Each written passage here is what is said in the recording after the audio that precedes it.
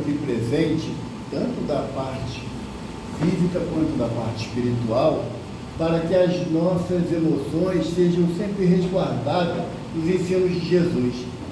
A Diolida falou para a gente que a prece tem essa possibilidade de aumentar a nossa confiança em nós mesmos, para não cairmos tantas vezes assim na tentação.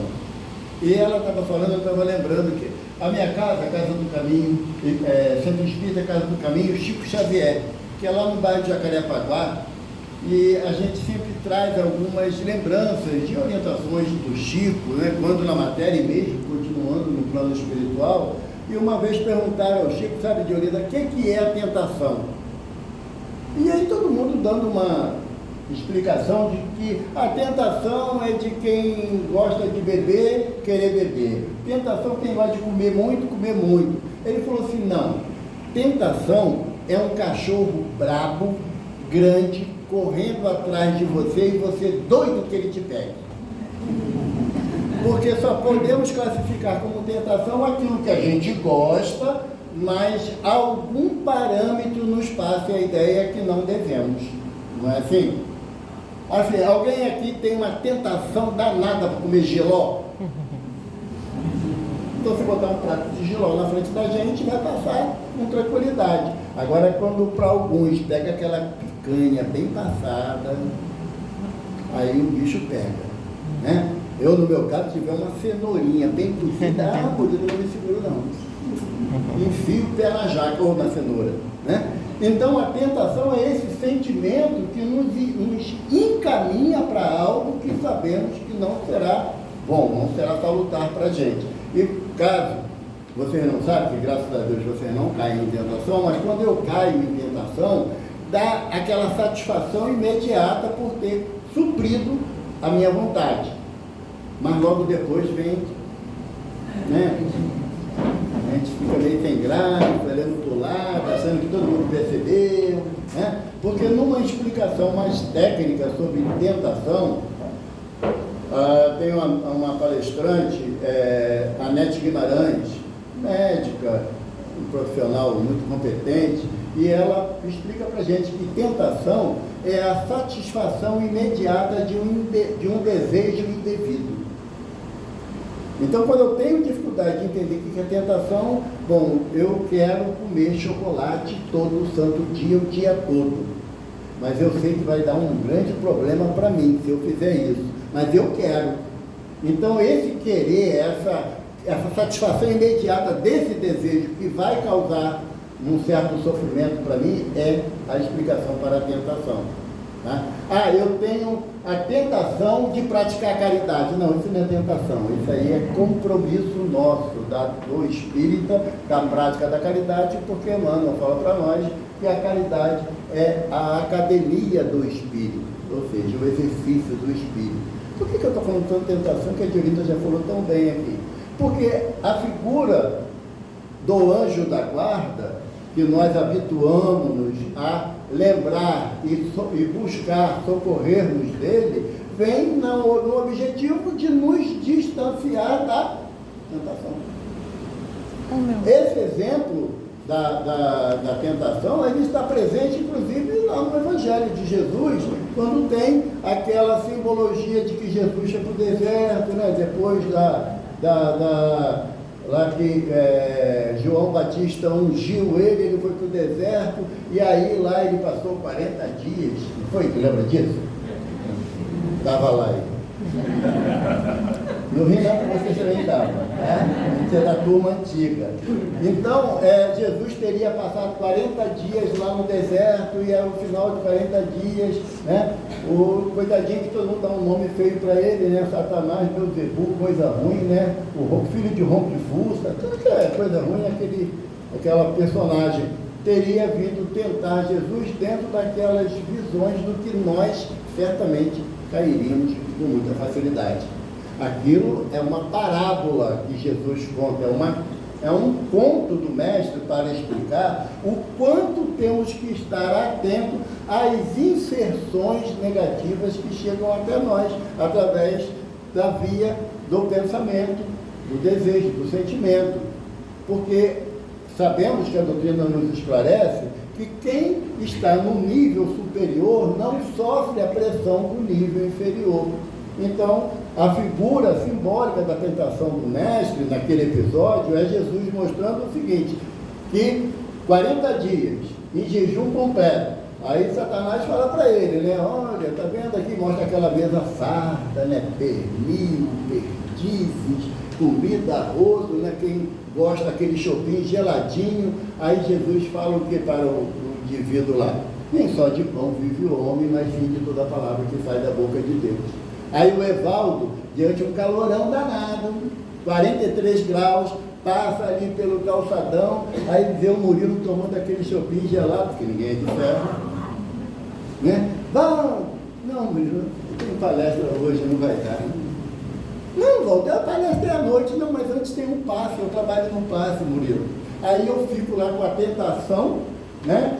Andando ao meu redor. Por quê? Porque eu cairia certamente em algum aspecto dessa proposta que Jesus vem nos trazer em relação ao fator alimentação, que até hoje nós sofremos muito dessa dificuldade, né?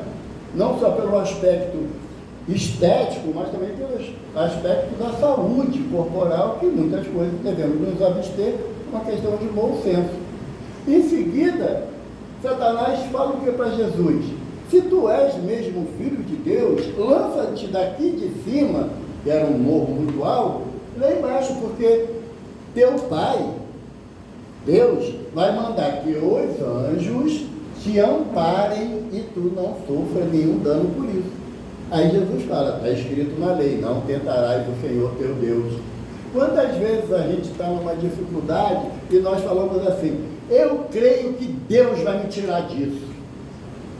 Eu avanço o sinal, o guarda me vê, vai me multar. Aí eu tenho certeza que Deus vai tirar essa multa de mim, vai?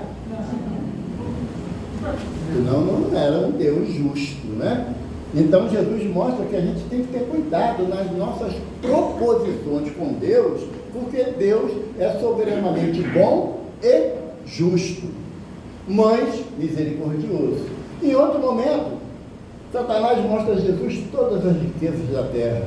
E conta até o Martins Peralva, numa explicação dessa passagem, que certamente Satanás mostrou até a praia de Copacabana, sabe, no verão, a praia lotadona.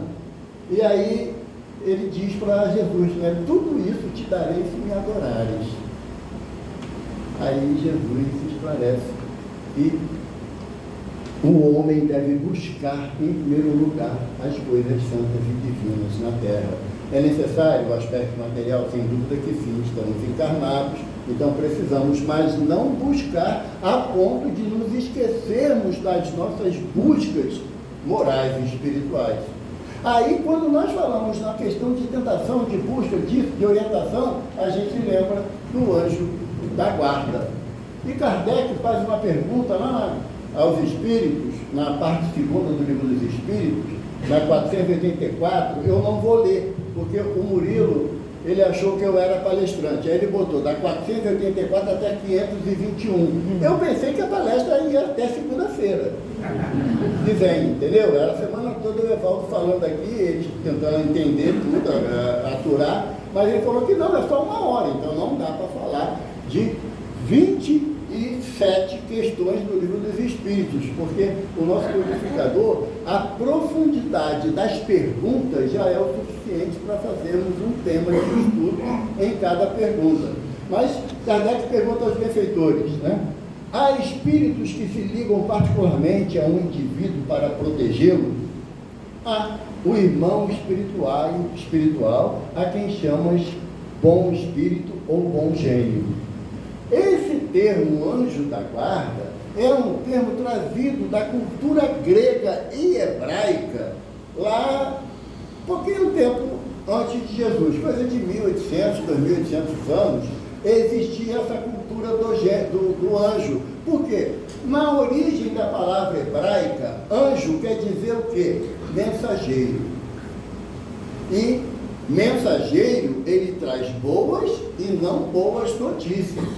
Esse cara que ficou tentando Jesus lá no deserto, que a gente estava lá vendo, ele tinha também os seus anjos. Diz lá o texto bíblico, né? Que Satanás e seus anjos foram expulsos do céu, não diz isso lá no texto bíblico? Então, anjo não simboliza, não significa espírito de grande elevação. Não tem. Kardec nos esclarece na questão número 100 do Livro dos Espíritos, onde ele nos apresenta 3 ordens bem distintas da classificação dos espíritos em relação ao progresso moral. Tem os espíritos da primeira ordem, que são espíritos puros. Kardec, nesse momento, não usa o termo anjo, ele usa espírito puro. E ele fala assim, característica geral dos espíritos puros, total domínio sobre a matéria.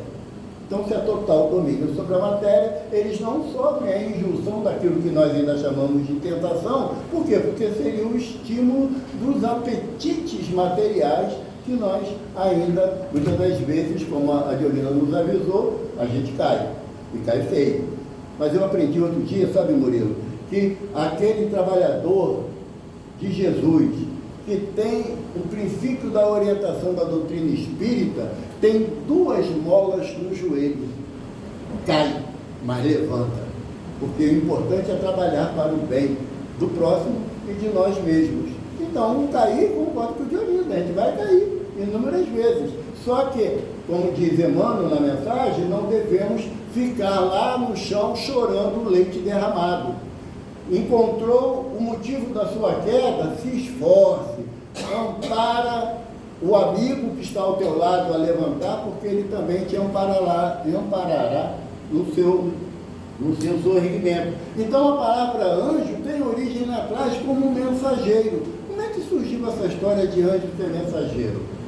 No livro de Moisés, primeiro livro de Moisés, a Gênesis, ele conta a história de Abraão, que é o pai do povo hebreu, o pai da nação judaica. Abraão, ele saiu das terras dele, lá na Caldeia, e foi em busca da terra prometida que Deus falou para ele que daria para ele e para a descendência dele. E naquela época era muito comum as caravanas, elas, quando iam montar acampamento, elas faziam um acampamento em forma de U. No meio do acampamento ficava a tenda do patriarca, da pessoa mais importante daquele grupamento. Os mais jovens ficavam na ponta do acampamento, porque se houvesse alguma invasão, alguma ação mais belicosa, os jovens de maior força iam ficar logo pronto para rechaçar o inimigo. Nós, os coroas, ficávamos lá para trás, sabe, Murilo? Então, deixa a turma trabalhar bastante, tá bom? Quando Abraão estava lá na sua tenda, nos seus afazeres, ele viu 3 homens à sua frente. E ele falou assim, poxa, tem 3 indivíduos aqui. Ninguém avisou que iria chegar, estava chegando o forasteiro. Ninguém tocou o jofar, aquela trombeta, né, feita de chifre de carneiro, para avisar que chegou algum estranho no acampamento. Se está aqui, pela minha tenda, são mensageiros de Deus. Mensageiros de Deus. Na tradução da palavra, veio a base do entendimento de anjo do Senhor. E os mensageiros vieram falar para ele o quê? Não foi notícia boa, não. Olha só, o povo de Sodoma e Gomorra está numa confusão danada. E nós viemos em nome do Senhor para acabar com aquele povo todo. Aí Abraão falou assim, faz assim, não, cara, meu sobrinho está lá, Lote está lá com a esposa e os 2 filhos, está lá. Não, a gente vai lá, vai ter um papo com ele. Se tiver tudo certo, a gente tira ele, mas vai acabar com o povo. Os mensageiros vieram trazer boa notícia? Não. Então, esse termo mensageiro ou anjo não simboliza necessariamente coisa show de bola, não. Vai depender algumas vezes do meu entendimento e outras vezes do objetivo daquela chegada. Então, o termo anjo da guarda para a doutrina espírita, Kardec substituiu com um outro termo muito mais próximo da nossa realidade, que ele coloca, que são os espíritos protetores. Que todos nós temos um amigo espiritual, como Kardec coloca aqui, os benfeitores colocam a Kardec, que nos acompanham anterior à presente existência. Ah, mas Evaldo, eu não sei quem é meu amigo espiritual, meu protetor espiritual, eu nunca nem sequer percebi. É essa a questão que nos leva à dúvida. Por quê? Porque quando o seu nome? Iva. Liva? Iva. Iva? Minha esposa é Iva, né? Se eu falo assim para Iva, olha, teu mentor, teu protetor está falando uma coisa assim para você, aí o que ela vai fazer? Aonde? Porque a gente associa imediatamente com o aspecto da visibilidade, não é? Ou da tangibilidade. Uma vez que a gente não tem isso em relação ao plano espiritual, aí vai falar assim, eu estou arrumando ideia, estou inventando história, agora só ele que escuta o meu protetor. E por quê? Alguém tem dúvida aqui da nossa condição de espíritos? Eu gosto de fazer essa brincadeira, Rodrigo, desculpa. Mas quem aqui acredita que tem um espírito? Gente, compraram aonde espírito de vocês? Pegaram nota fiscal? Tem espírito que tem defeito. Nós não temos um espírito, nós somos espíritos. E nessa condição de espírito, nesse momento encarnados, nós não temos irmãos aqui desencarnados, mas nós temos a limitação que o corpo nos oferece para entrar em constante ligação com o plano espiritual. Temos essa dificuldade. Ah, Evaldo, é porque eu não sou médium. Não, Kardec fala que todos os somos. Médium todos somos. Vai variar a intensidade da percepção dessa manifestação mediúnica. Quando eu não o escuto, verbalmente, vamos colocar assim, a orientação do meu espírito protetor, mas eu sinto uma intuição, uma vontade de às vezes fazer algo ou deixar de fazer. Porque quando é para a gente não fazer, a gente pensa assim, é mesmo, se eu fizer isso eu vou quebrar a cara. Vou querer, vamos amanhã, terça-feira, vamos dar uma corrida até a Barra da Tijuca? Aí ele fala assim, vamos, depois ele para casa, vou pensar, fala assim, cara, a Barra é longe pra caramba. Peraí, pode ser até o Leme, não? Que é mais pertinho. Então, quando a gente tem aquela percepção, aquela orientação de algo que a gente não deve realizar, e aí começamos a raciocinar sobre aquilo, invariavelmente é a percepção do seu amigo espiritual, do seu mentor, seu protetor espiritual, que vem te auxiliar nas decisões que você deve tomar. Mas um detalhe, auxiliar nas decisões e não tomar decisões por cada um de nós. Aí Kardec pergunta mais adiante, o espírito protetor fica chateado quando aquele protegido, aquele que ele está amparando, não cumpre as suas orientações? O que vocês acham? Ele pega ranço da gente? Não pode pegar ranço, sabe por quê? Porque o meu amigo espiritual, ele está numa condição moral superior à minha. É como você pegar o seu filho, o seu neto, o seu afilhado, o seu sobrinho, que acabou de quebrar aquela xícara. Ele tem 3 anos de idade, acabou de quebrar a xícara, aí você vai fazer o quê? Vai botar ele de castigo? Vai dar, queira Deus que não, mas vai dar uma surra na criança?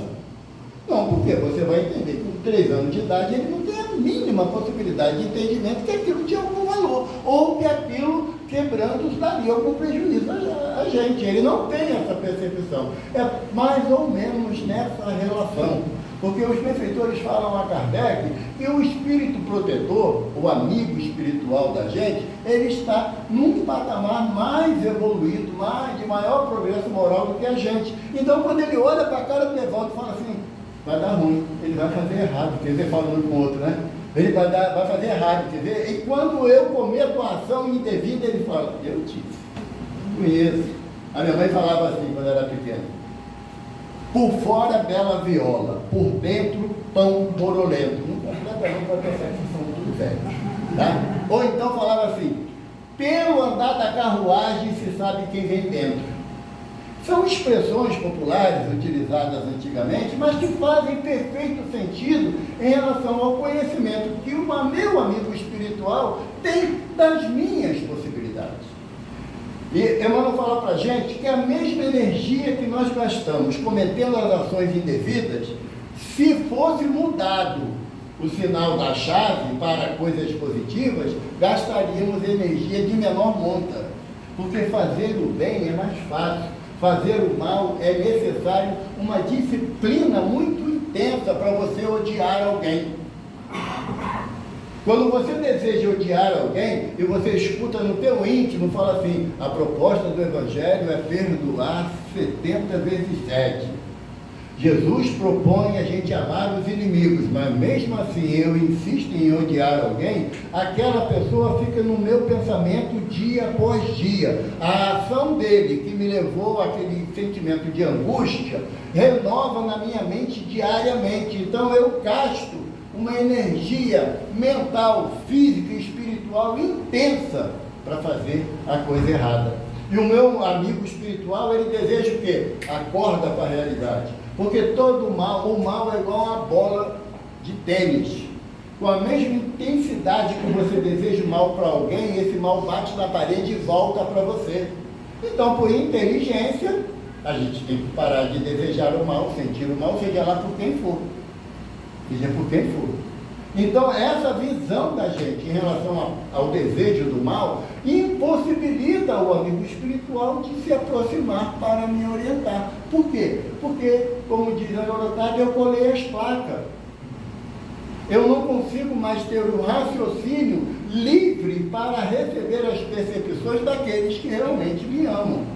E aqueles que me amam, seja um ou vários espíritos, aqueles que me amam desejam que eu acerte o caminho do bem.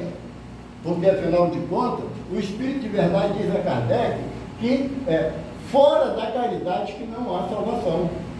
Não é fora do Espiritismo, não é fora do Centro Espírita Paulo de Tarso, não é fora da igreja A, B ou C que não há salvação, é fora da caridade. E a única forma de eu entender a percepção desse Espírito que me acompanha anterior à presente existência, porque o Espírito protetor da gente, o pessoal fala assim: o meu pai é meu protetor encarnado. Não, isso aí é responsabilidade e compromisso de todo pai e de toda mãe zelar por aquele que Deus lhe confiou. E terá que prestar conta disso. Agora, o amigo espiritual, ele inúmeras vezes, ele é o validador da nossa existência. Ou seja, ele assinou a promissória em relação a mim, de que eu, nessa existência, ia aproveitar melhor as oportunidades de prática do bem. Não é fazer palestra, nem assistir palestra não, tá, gente? Não é não. Eu fui lá no Paulo de Tarso, assisti palestra, tomei passe, água fluidificada, está tudo resolvido, tem nada resolvido. Vai estar resolvido a partir do momento quando a proposta individual de mudança de comportamento começar a se efetivar. Aí começa a fazer efeito. Porque se é fora da caridade que não há salvação, a primeira caridade que eu tenho que praticar é para mim. Porque o mestre fala para a gente, primeiro mandamento: amarás a Deus de todo o teu coração, de toda a tua alma, de todo o teu entendimento. E amarás o próximo como? Se eu não me amo, como é que eu vou poder amar o outro? Se eu não zelo pela minha integridade física, moral e espiritual, como é que eu vou fazer? Como é que eu vou reunir condições de ajudar aquele que está precisando? Se eu não busco, agindo no bem, entrar em relação com o meu espírito protetor, com o meu amigo espiritual, como que eu vou seguir as diretrizes daqueles que nos dirigem? Nós viemos hoje no Paulo de Tarso, segunda-feira à noite. Graças a Deus, fisicamente, a casa cheia. Mas para quê? Para se desincumbir de uma tarefa ou para tomarmos a decisão de trilharmos o caminho do bem. Porque a gente pode sair daqui hoje e chegar em casa, ficar refletindo sobre os estudos dessa noite e falar assim: gente, eu nem sabia que eu tinha um protetor amigo ao meu lado. E que ele me acompanha em todos os momentos. Todos os momentos. Eu gosto de falar, título de ilustração, que uma vez eu estava em casa, tomar banho, para poder ter um compromisso, e eu, durante o banho, me veio uma percepção, sabe, Murilo, do meu amigo espiritual, sobre uma orientação de uma tarefa que eu tinha que desempenhar. E aí eu falei assim no meu íntimo, eu falei, gente, nem no banho, né? Eu tô aqui, né, nessa situação, né? Aí sabe o que ele me falou, Murilo? Eu conheço as suas mazelas morais. O que é seu corpo para mim? E aquilo, sabe, podia falar de uma forma mais docinha, né? Não, meu filho, não estou ligando para essas coisas não, querendo só o seu cabelo branquinho. Não, sabe? Então esse protetor, esse amigo espiritual, ele conhece a gente na nossa intimidade mais nua. Kardec pergunta assim aos benfeitores, podem os espíritos ler os pensamentos dos homens? A resposta é estarrecedora. Até aqueles que você gostaria de esquecer. Então, para o plano espiritual, não existe a possibilidade de seu pensamento bobo que eu tive. Não. Porque a linguagem dos espíritos é o pensamento. A única forma de comunicação que eles têm entre eles e nós é através do pensamento. E aí, Dr. Bezerra traz, através da mediunidade abençoada de Divaldo Pereira Franco, uma mensagem que eu, quando ouvi a primeira vez, percebi a minha responsabilidade, como eu vou dividir com vocês, porque eu não sou bobo de guardar isso só para mim, né? Diz o ditado popular, diga-me com quem andas que eu direi quem tu és. Dr. Bezerra falou assim, diga-me o que pensas que eu direi com quem tu andas. Levem para casa. Porque é verdade absoluta. Porque Paulo de Tarso, o nosso benfeitor, ele fala assim na carta, se eu não me engano, aos Gálatas, não é aos Efésios, não, se eu não me engano. Mas lê as 12 cartas de Paulo, que aí vocês vão achar isso aí com certeza. Ele fala assim, nós somos acompanhados por uma nuvem de testemunha. Mas ele não diz se a nuvem de testemunha, aquela nuvem branquinha, cheia de pontinho brilhante, ou aquela nuvem igual da família Adams, né? De trovão, chuva, relâmpago. Isso quem vai determinar são os meus pensamentos. Então, como o doutor Bezerra fala, diga-me o que pensas que eu direi com quem tu andas, eu comecei a vigiar meus pensamentos de uma forma mais intensa. Mas pensamento não dá para vigiar não. Dá. Sabe por que dá? Porque Kardec fala para a gente na Gênese que o pensamento é mais rápido do que um raio. O que Kardec está falando? Na época, quando Kardec codificou o livro a Gênese, 1868, se eu não me engano, não havia ainda o conhecimento da velocidade da luz. Isso foi Einstein que determinou após a teoria da relatividade. Então, o que Kardec está falando? Que o pensamento é mais rápido do que a velocidade da luz. Só para lembrar, a velocidade da luz são 300 mil quilômetros por segundo. Então, se o pensamento é mais rápido do que isso, eu tenho uma ótima notícia para dar. O falei sem pensar é mentira. Não existe a possibilidade de nós falarmos algo sem pensar. Podemos falar sem avalizar a consequência das minhas ações. E nessa avaliação, eu estou me aproximando ou me distanciando do amigo protetor.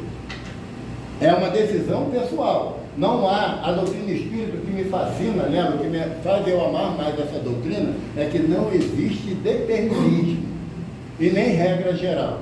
O que serve para mim não necessariamente servirá para vocês.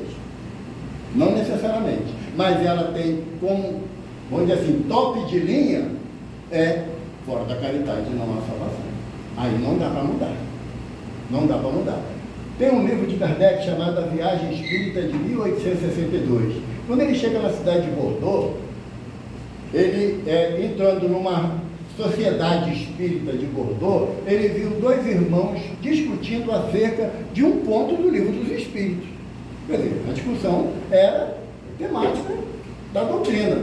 E aí alguém chegou e falou assim, Kardec, a quem tu dará razão diante das duas discussões? Aí Kardec falou assim, aquele que for mais caridoso e silenciar para que não prossiga na discussão. Então a caridade é uma ação permanente que me aproxima do espírito protetor. Mas eu gosto mais de anjos guardião, não tem problema.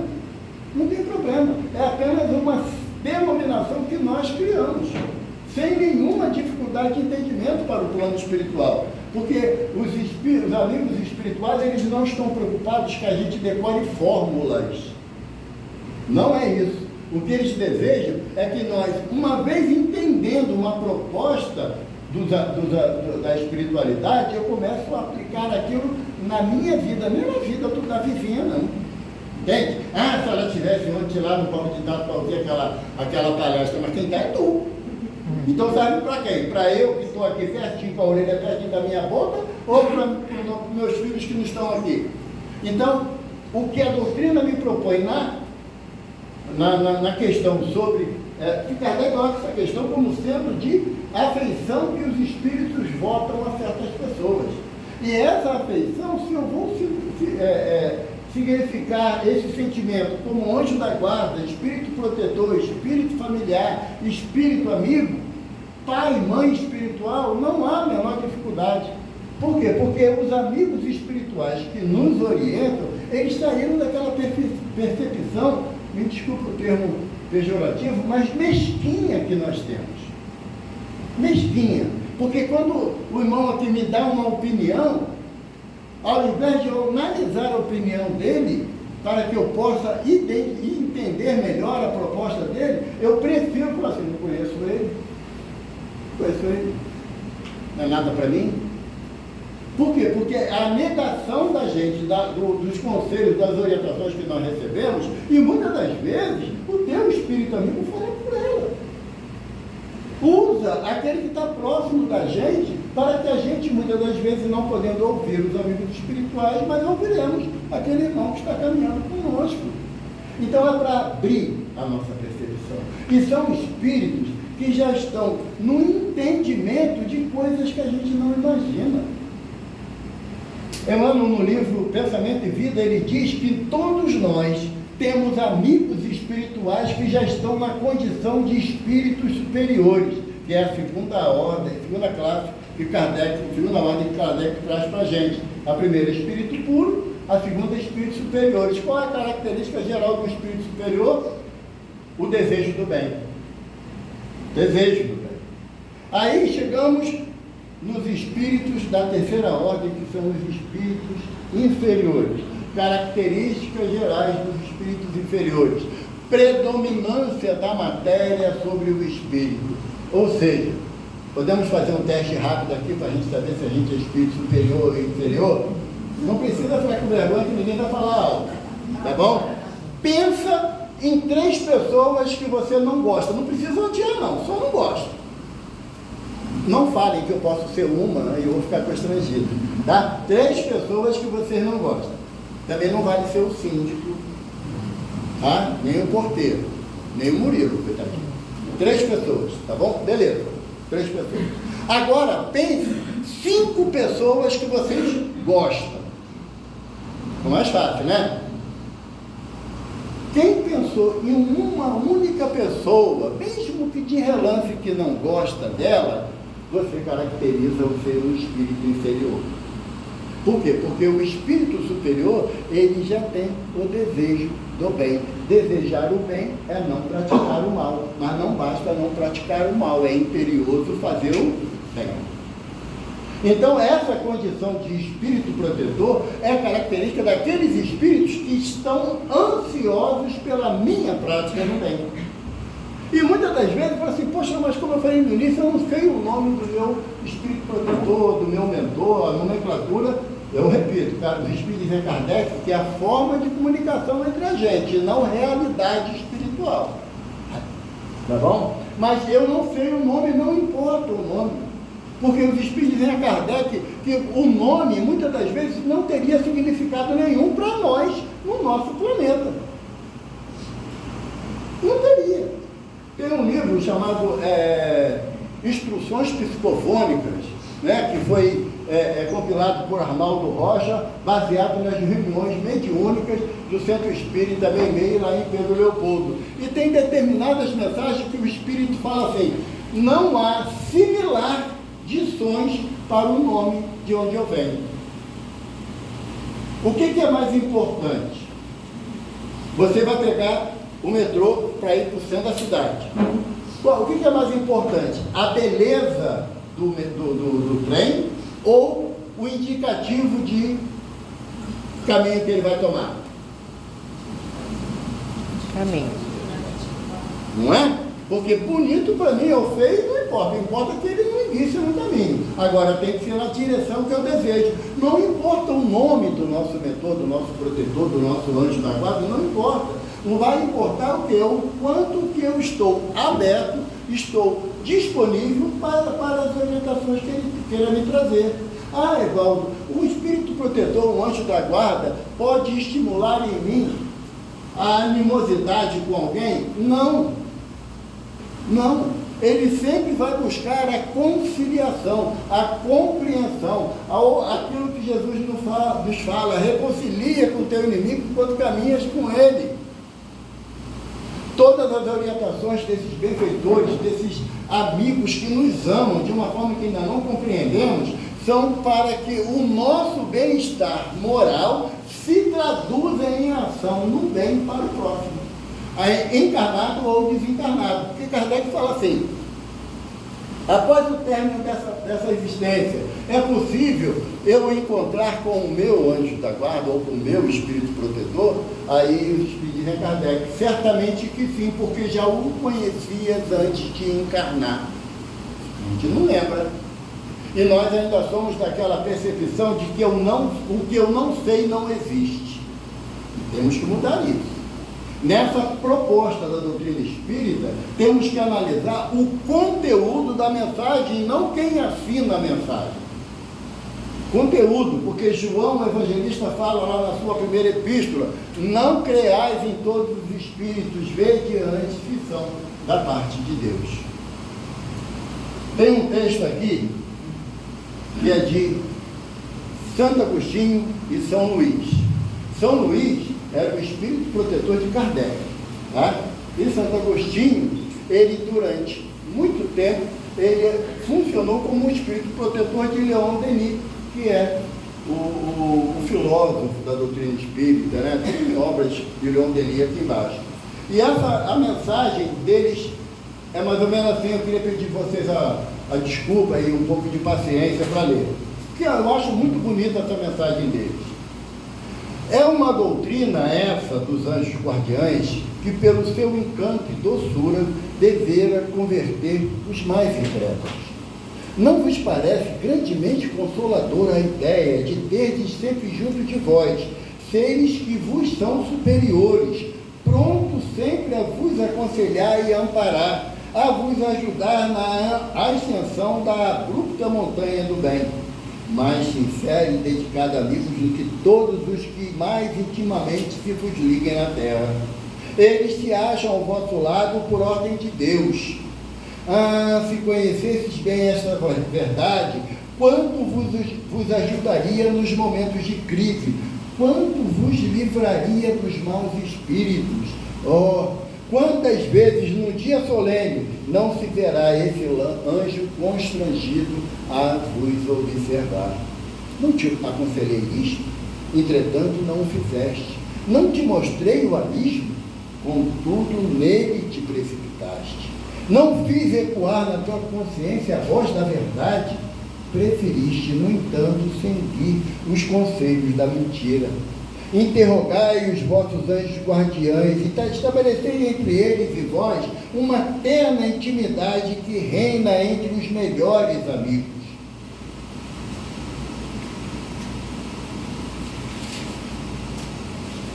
Continua aqui. Chamemos... Não é isso. É errado.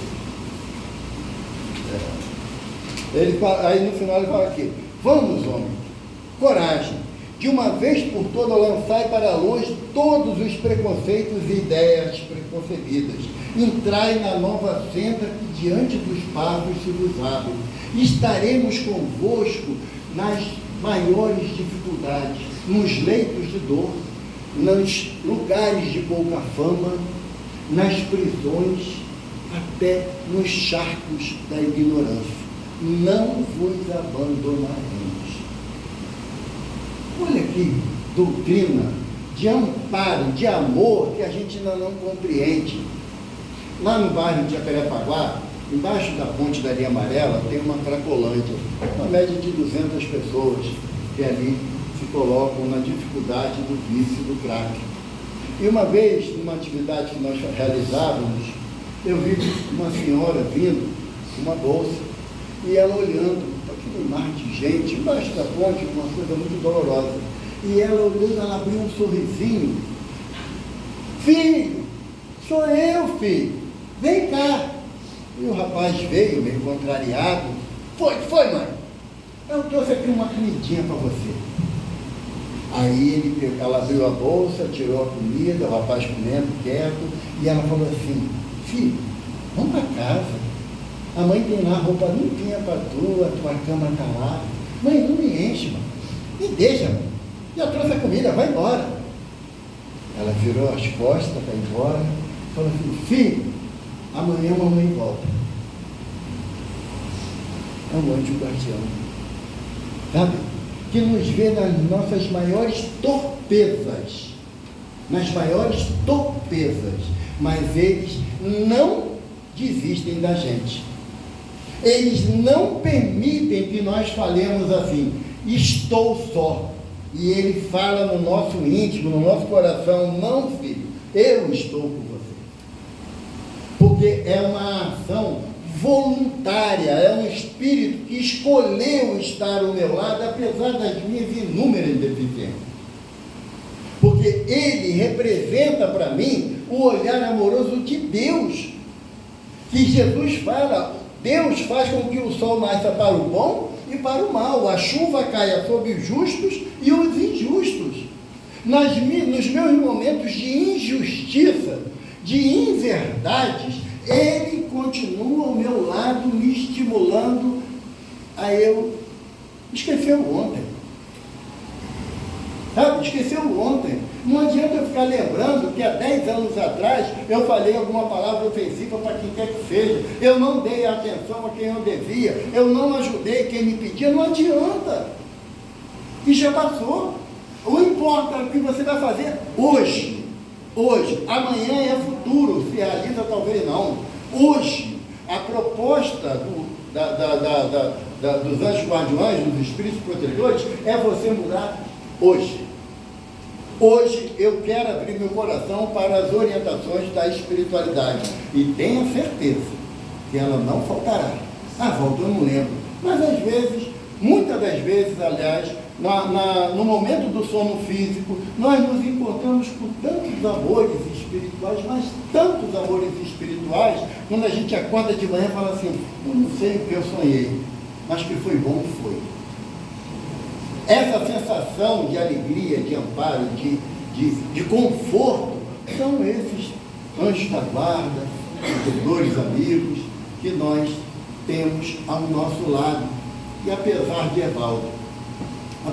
Evaldo, sabe por quê? Porque eles conhecem a máxima que Jesus nos trouxe: não julgueis para não seres julgados. Na mesma medida que julgaram o vosso semelhante, você será julgado.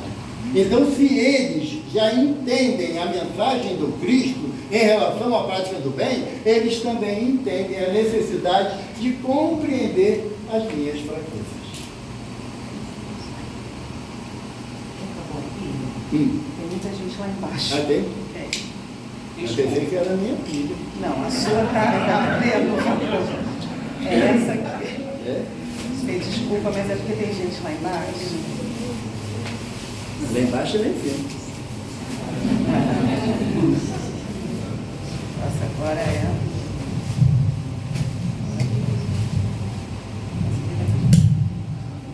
Obrigada. Eu vou ter que começar tudo de novo, Murilo. É começar do zero.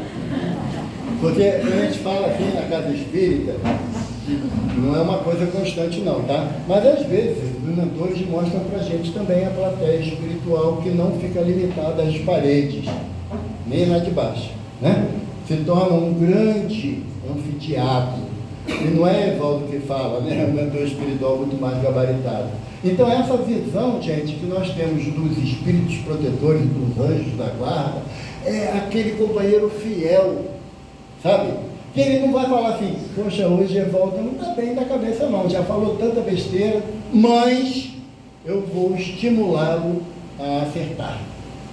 É como a gente faz e já fez e vai fazer novamente com aqueles que Deus nos confia na condição de filhos, biológicos ou não, isso é relevante para Deus, tá? Mas que quando vê o filho começar a andar, né, até 1 ano de idade, e o joelhinho treme e bum, cai. Aí você faz o quê? Levanta e vamos lá, filho, vamos lá, filha, você vai conseguir. Bota a bonequinha lá na frente para estimular. E o estímulo da gente, dos nossos benfeitores espirituais, é a prática da caridade.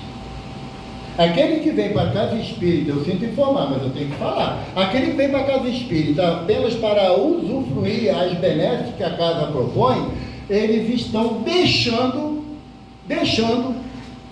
a banana de lado e comendo só a casca.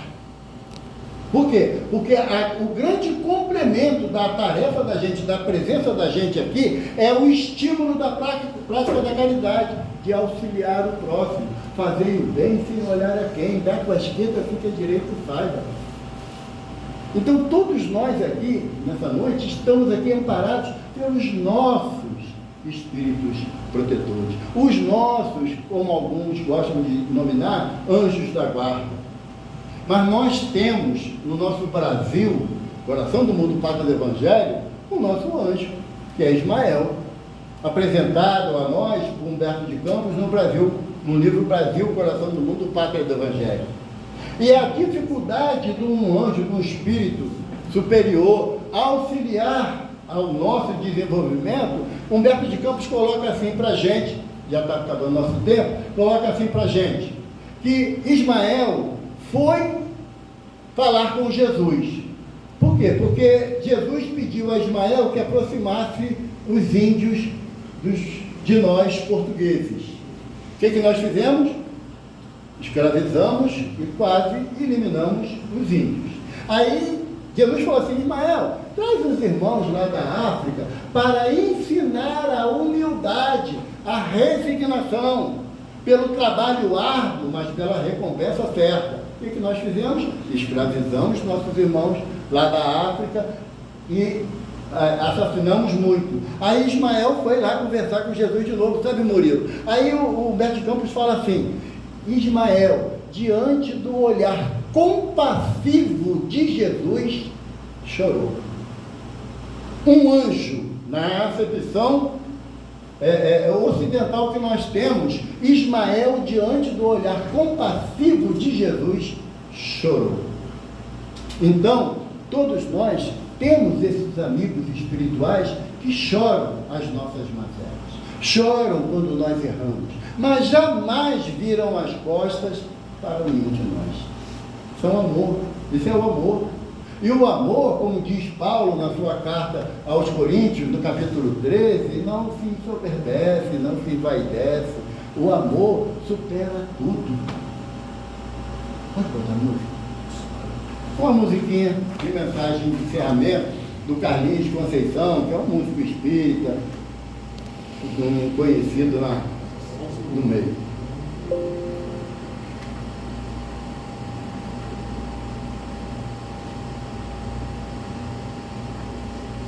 Não se preocupe, se não funcionar, eu não canto. Não vai funcionar, só que eu...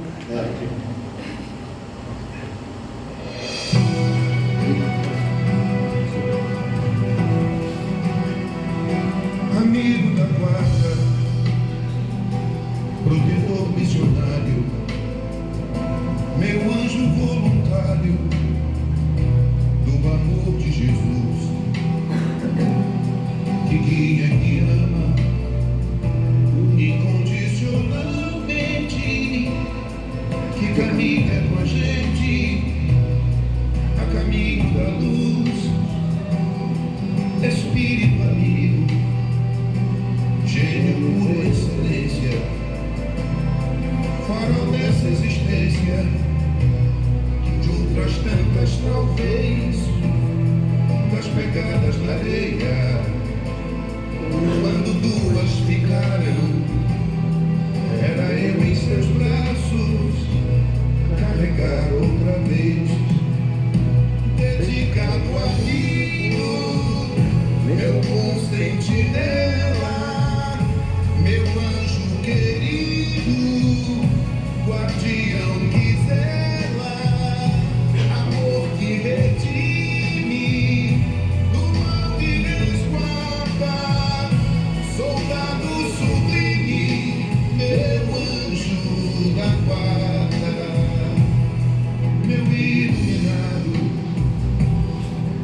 levo ao lado do Cristo, companheiro previsto para essa reencarnação. Sabe do meu passado, atos que eu não suporto. Imaginar eu posso, mas saber melhor